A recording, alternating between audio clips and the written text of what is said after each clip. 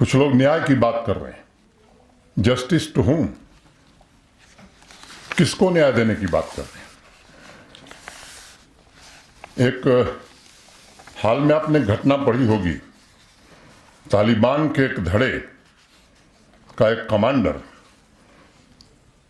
वो कुख्यात था अंधाधुंध हत्याओं के लिए।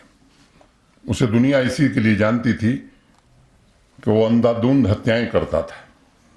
आए दिन अस्पताल, स्कूल, यहां तक कि मातम के लिए इकट्ठा भीड़ पर भी आतंकी हमला करता था। उससे किसी ने पूछा कि इस तरह की विवेकहीन हत्या, रेकलेस हत्याएं के कारण क्या है?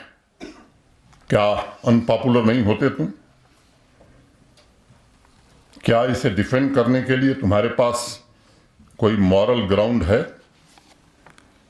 तो तालिबान कमांडर ने पूरी ईमानदारी से कहा कि हम पब्लिक सर्विस नहीं करते, न हम आम नागरिकों को पानी बिजली दे सकते हैं, न ही सड़क, स्कूल, अस्पताल दे सकते हैं। हम लोगों को मात्र सुरक्षा की भावना, सेंस ऑफ सिक्योरिटी दे सकते हैं। लेकिन हम यह सेंस ऑफ सिक्योरिटी कैसे दे सकते हैं? जब तक हम लोगों में इनसिक्योरिटी नहीं पैदा करेंगे, तब तक सिक्योरिटी की भावना कैसे आएगी?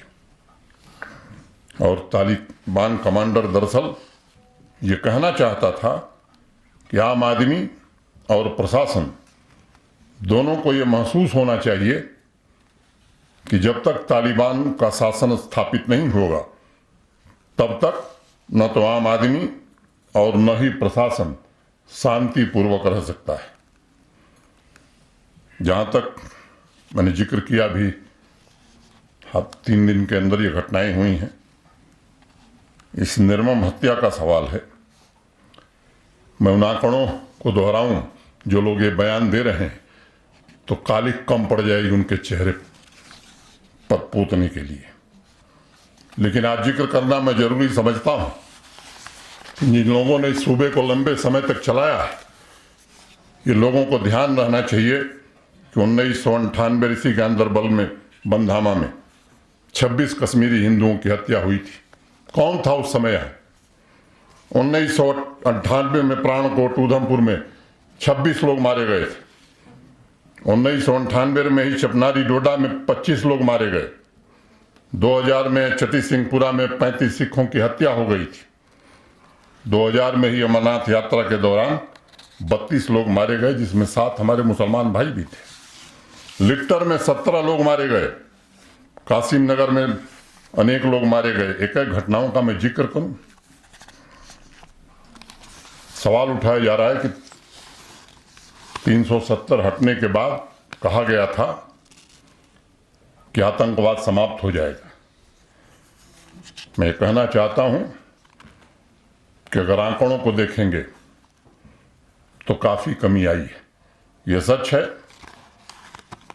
कि कुछ निर्दोष लोगों की हत्या हुई है, लेकिन यह भी सच है कि जो इकोसिस्टम लंबे समय से बनाया गया था और जानबूझ करके बनाया गया था, चाहे वो व्यापार में हो, सरकारी तंत्र में हो, उसको खत्म करने की हर पुरजोर कोशिश हो रही।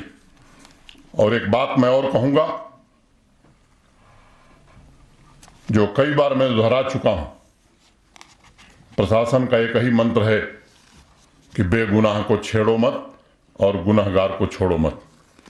मुझे इस बात का संतोष है कि पिछले 2-2.5 वर्षों में किसी भी एक बेगुनाह आदमी की जान पुलिस से, सुरक्षा बलों की गोली से नहीं गई।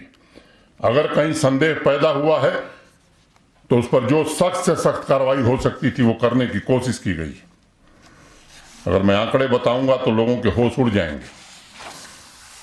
अगर मैं प्रतिशत की बात करूं, 2016 से 19 से 2019 से 22 के बीच तो लगभग आंकड़े आधे हो गए। लेकिन लोगों की अपेक्षा हमसे दूसरी है, ये मैं इस बात को जानता हूं, क्योंकि देश में एक ऐसा प्रधानमंत्री है जिस पर पूरी दुनिया और पूरे देश को भरोसा है। एक छोटी घटना भी लोगों को दहलाती है, लोगों की अपेक्षा यह है कि वे भी घटना नहीं होनी चाहिए। आतंकी संगठनों के सरपरस्तों को मुंहतोड़ जवाब दिया जा रहा है। इंटेलिजेंस बेस्ड ऑपरेशंस की संख्या बड़ी है। इकोसिस्टम किस तरह से समाप्त हो इसकी कोशिश की जा रही है। और मैंने कहा पहले आपसे कि अब दूसरे देश के इशारे पर जम्मू कश्मीर में बंदी नहीं होती है। स्कूल में बच्चे पढ़ाई करते हैं, किसी की दुकान और किसी का बिजनेस प्रतिष्ठान अब कोई जबरदस्ती जम्मू कश्मीर में बंद नहीं करा सकता है।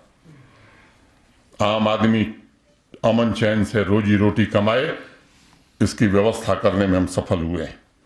टेरर फंडिंग और रिक्रूटमेंट पर काफी हद तक अंकुश लगा है। सपोर्ट सिस्टम को चलाने वाले लोग, मैं कहना चाहता हूं कि उनकी ताबूत में आखिरी कील भी ठोंकी जाएगी। और जब तक अमन चैन नहीं आएगा, मैं आपको भरोसा देना चाहता हूं कि एक व्यक्ति की भी जान जाती, मैं जानता हूं इस बात को कि मौत का कोई मुआवजा नहीं होता है। जिस परिवार का दिया बुझ जाता है उस परिवार को देखने वाला कोई नहीं होता। इस सच्चाई को मैं जानता हूं। मुझे दुख है कुछ लोग इन आतंकवादियों के शिकार हुए हैं, लेकिन आज मैं आपसे जरूर कहूंगा कि आतंकवाद समूल जम्मू कश्मीर में समाप्त हो, इसकी हर कोशिश अंतिम सांस तक की जाएगी।